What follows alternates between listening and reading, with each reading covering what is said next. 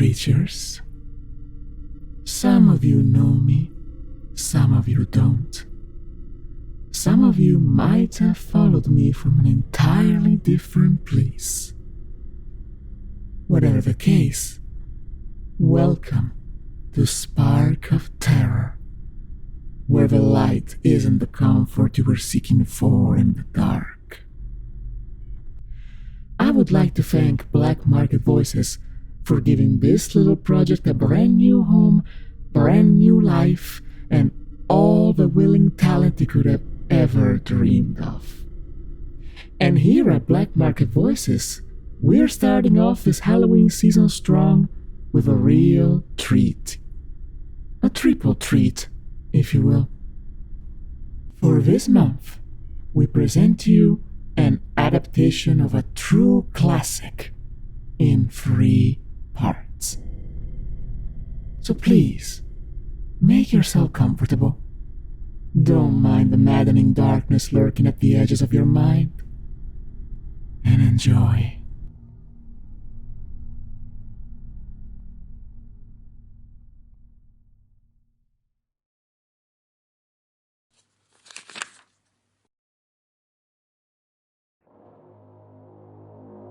Found among the papers of the late Francis Wayland Thurston of Boston. Of such great powers or beings, there may be conceivably a survival of a hugely remote period when consciousness was manifested, perhaps, in shapes and forms long since withdrawn before the tide of advancing humanity, forms of which poetry and legend alone have caught a flying memory and called them gods, monsters, mythical beings of all sorts and kinds. Algernon Blackwood.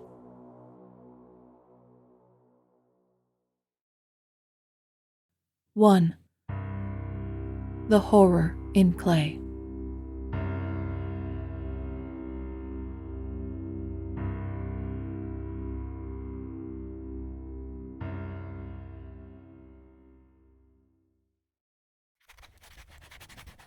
The most merciful thing in the world, I think, is the inability of the human mind to correlate all its contents. We live on a placid island of ignorance, in the midst of black seas of infinity, and it was not meant that we should voyage far. The sciences, each straining in its own direction, have hitherto harmed us little, but someday the piecing together of dissociated knowledge will open up such terrifying vistas of reality, and of our frightful position therein, that we shall either go mad from the revelation, or flee from the deadly light into the peace and safety of a new dark age. Theosophists have guessed at the awesome grandeur of the cosmic cycle wherein our world and human race form transient incidents. They have hinted at strange survivals in terms which would freeze the blood if not masked by a bland optimism. But it is not from them that there came the single glimpse of forbidden aeons which chills me when I think of it, and maddens me when I dream of it. That glimpse, like all dread glimpses of truth, flashed out from an accidental piecing together of separated things. In this case, an old newspaper item, and the notes of a dead professor. I hope that no one else will accomplish this piecing out. Certainly, if I live, I shall never knowingly supply a link in so hideous a chain. I think that the professor, too, intended to keep silent regarding the part he knew, and that he would have destroyed his notes had not sudden death seized him.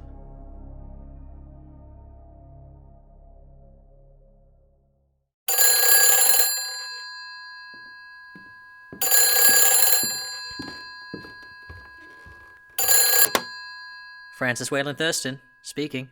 Oh, Mr. Thurston, it's terrible. Mrs. Salemn? Why, I wasn't expecting a call from you. Are you... It's about your grand-uncle, poor Professor Angell, the Lord rest him. I'm so sorry. He's dead, Mr. Thurston. Oh. That is terrible news, indeed. I wasn't sure who else to call. You know the professor, he was a widower and he had no children of his own, and the police needed to contact the next of kin, and... Wait, police? What happened? Oh, the strangest thing, quite sudden. It happened just as he was returning from the Newport boat. A sudden fall, I've been told, after having been jostled by a dark-skinned sailor on the shortcut between the waterfront and the professor's house. The doctors wouldn't tell me much. After all, was just his housekeeper. But I have a friend whose daughter is the coroner's wife, so I have it in confidence that the poor professor likely died from some obscure lesion of the heart caused by such a brisk walk uphill. After all, he was quite 92. Not so strange, really, when you think about it. I see. Thank you, Mrs. Salemn. I'll arrange for a boat and make sure you get fairly accommodated. God bless you, Mr. Thurston. My deepest condolences. Yes. To you too, Mrs. Salemn. As my granduncle's heir and executor, I was expected to go over his papers with some thoroughness, and for that purpose moved his entire set of files and boxes to my quarters in Boston.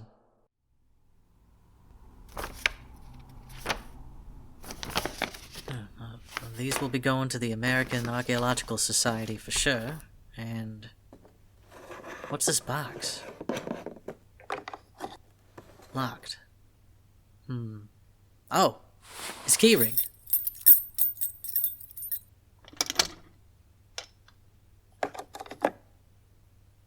Well, how peculiar. A bas relief of... what is this? The bas relief was of a rough rectangle less than an inch thick and about 5 by 6 inches in area, obviously of modern origin. Its designs, however, were far from modern in atmosphere and suggestion. For although the vagaries of cubism and futurism are many and wild, they do not often reproduce that cryptic regularity which lurks in prehistoric writing. Above these apparent hieroglyphics was a figure of evidently pictorial intent, though its impressionistic execution forbade a very clear idea of its nature. It seemed to be of a sort of monster, or symbol representing a monster, of a form which only diseased fancy could conceive. If I say that my somewhat extravagant imagination yielded simultaneous pictures of an octopus, a dragon, and a human caricature, I shall not be unfaithful to the spirit of the thing. A pulpy, tentacled head surmounted a grotesque and scaly body with rudimentary wings. But it was the general outline of the whole which made it most shockingly frightful. Behind the figure was a vague suggestion of a cyclopean architectural background. The writing accompanying this oddity was, aside from a stack of press cuttings, in Professor Angell's most recent hand, and made no pretense to literary style. What seemed to be the main document was headed Cthulhu Cult, and characters painstakingly printed to avoid the erroneous reading of a word so unheard of. The manuscript was divided into 2 sections, and the first half of the principal manuscript told a very peculiar tale.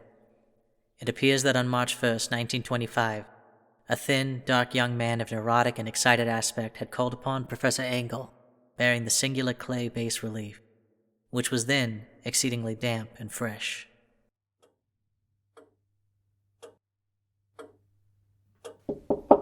Yes? Pardon me, sir. There's a young man wishing to see you. Who is it, William? He gave his card. A certain Wilcox. Ah, young Henry Wilcox. Yes, I know of him. Excellent family. What's the reason of his calling? He wouldn't say, sir. He appears quite frazzled and insists it's of a certain urgence. Well, let him in, and let's hear what this is about. Henry Anthony Wilcox had latterly been studying sculpture at the Rhode Island School of Design and living alone at the Fleur-de-Lis building near that institution. Wilcox was a precocious youth, of known genius but great eccentricity, and had from childhood excited attention through the strange stories and odd dreams he was in the habit of relating.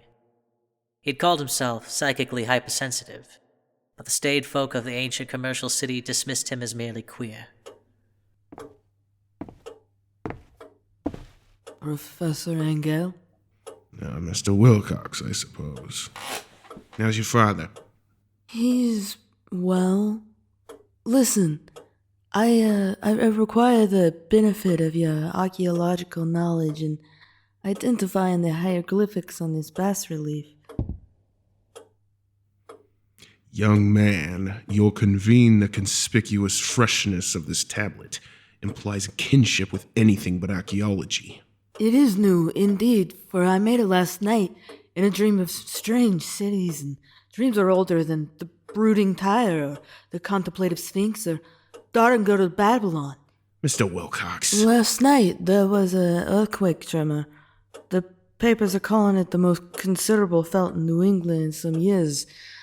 Well, upon retiring, I had an unprecedented dream of great cyclopean cities of Titan blocks and sky-flung monoliths, all dripping with green ooze and sinister with latent horror. Hieroglyphics covered the walls and pillars, and from some undetermined point below came a voice that was not a voice, a chaotic sensation which only fancy could transmute into sound. But I remember it still. Cthulhu Fatagan. What did you say? Cthulhu Fatagan. And when waking stole bewilderingly over me, I found myself working, chilled and clad only in my nightclothes, on this very bas-relief. Mr. Wilcox, I need you to be completely honest and open with me if you wish for my help. I have questions. Of course, anything. What societies are you part of? Pardon? Perhaps the Freemasons, the Oddfellows? There would be nothing wrong with that. No. No, not really. Let me remind you, honesty is paramount here. And I guarantee you my utter silence on the matter. The Knights of Pythias. I used to be part of the Providence Art Club. And what are your religious inclinations? Perhaps something of pagan nature or mystical? Professor Angell, sir, I do not understand this line of questioning. You can freely admit anything. I promise you that there will be no repercussions. I truly have no idea what you mean. I'm agnostic. Very well. When Professor Angell became convinced that the sculptor was indeed ignorant of any cult or system of cryptic lore, he besieged his visitor with demands for future reports and dreams. This bore regular fruit, for after the first interview, the manuscript records daily calls of the young man, during which he related startling fragments of nocturnal imagery, whose burden was always some terrible cyclopean vista of dark and dripping stone, with a subterranean voice or intelligence shouting monotonously in enigmatical sense impacts, uninscribable save as gibberish. The two sounds most frequently repeated are those rendered by the letters Cthulhu and Relay. On March 23rd, the manuscript continued. Wilcox failed to appear, and inquiries at his quarters revealed that he had been stricken with an obscure sort of fever and taken to the home of his family in Waterman Street. He had cried out in the night, arousing several other artists in the building, and had manifested since then only alternations of unconsciousness and delirium. My uncle at once telephoned the family, and from that time forward kept close watch of the case. Ah, Professor, please do come in. Good afternoon, Dr. Tobey. How's our young patient? No significant changes to report on, I'm afraid. His temperature is not greatly above normal, but his whole condition still suggests true fever rather than mental disorder. So his ravings persist as well? Afraid so. Strange things indeed his mind dwells upon. Very much alike to what he spoke about to you at length. Not that he's coherent. Merely occasional frantic words on a gigantic thing miles high, which walks or lumbers about. Practically identical to what he's depicted in his dream sculpture.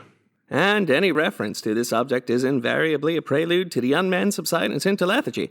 Now, I don't...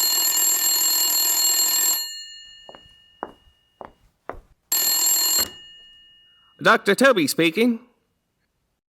Good morning, Mrs. Wilcox. He's awake! On April 2nd at about 3 p.m., every trace of Wilcox's malady suddenly ceased. He sat upright in bed, astonished to find himself at home and completely ignorant of what had happened in dream or reality since the night of March 22nd. Pronounced well by his physician, He returned to his quarters in 3 days, but to Professor Angell, he was of no further assistance. All traces of strange dreaming had vanished with his recovery, and my uncle kept no record of his night thoughts after a week of pointless and irrelevant accounts of thoroughly usual visions. Here the first part of the manuscript ended, but references to certain scattered notes gave me much material for thought. So much, in fact, that only the ingrained skepticism then forming my philosophy can account for my continued distrust of the artist. The notes in question were those descriptive of the dreams of various persons covering the same period as that in which young Wilcox had had his strange visitations. My uncle, it seems, had quickly instituted a prodigiously far-flung body of inquiries among nearly all the friends whom he could question without impertinence, asking for nightly reports of their dreams, and the dates of any notable visions for some time past. The reception of his request seems to have been varied, but he must at the very least have received far more responses than any ordinary man could have handled without a secretary. This original correspondence was not preserved, but his notes formed a thorough and really significant digest.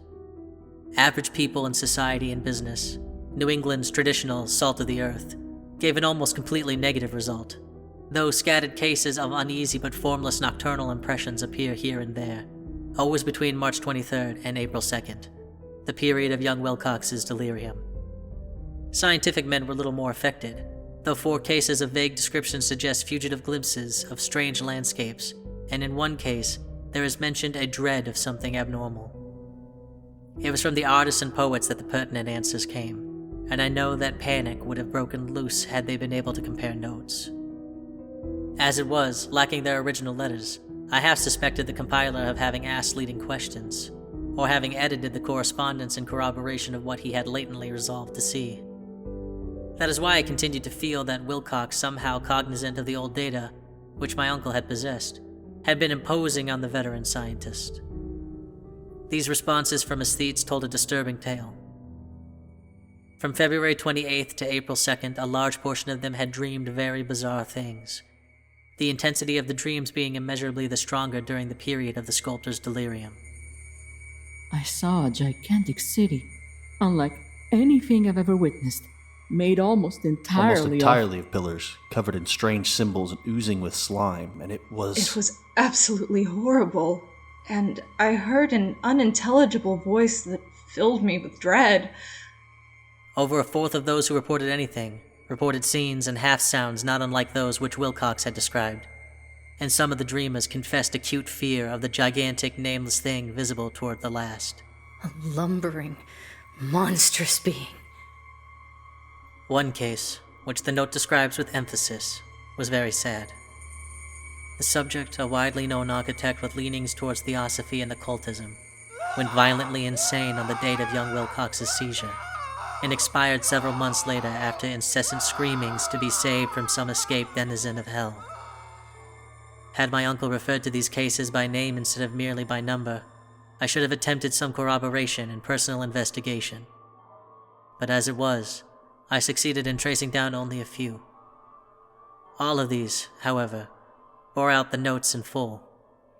I have often wondered if all the objects of the professor's questioning felt as puzzled as did this fraction. It is well that no explanation shall ever reach them. The press cuttings, as I have intimated, touched on cases of panic, mania, and eccentricity during the given period. Professor Angell must have employed a cutting bureau. The number of extracts was tremendous, and the sources scattered throughout the globe. Here was a nocturnal suicide in London, where a lone sleeper had leaped from a window after a shocking cry. Here, likewise, a rambling letter to the editor of a paper in South America, where a fanatic deduces a dire future from visions he has seen. A dispatch from California describes a theosophist colony as donning white robes en masse for some glorious fulfillment which never arrives. Whilst items from India speak guardedly of serious native unrest toward the end of March. Voodoo orgies multiply in Haiti, and African outposts report ominous mutterings. American officers in the Philippines find certain tribes bothersome about this time, and New York policemen are mobbed by hysterical Levantines on the night of March 22nd to 23rd. The west of Ireland, too, is full of wild rumor and legendary, and a fantastic painter named Audouin Bonnat hangs a blasphemous dream landscape in the Paris Spring Salon of 1926. And so numerous are the recorded troubles in insane asylums that only a miracle can have stopped the medical fraternity from noting strange parallelisms and drawing mystified conclusions. A weird bunch of cuttings, all told, and I can at this date scarcely envisage the callous rationalism with which I set them aside. But I was then convinced that young Wilcox had known of the older matters mentioned by the professor.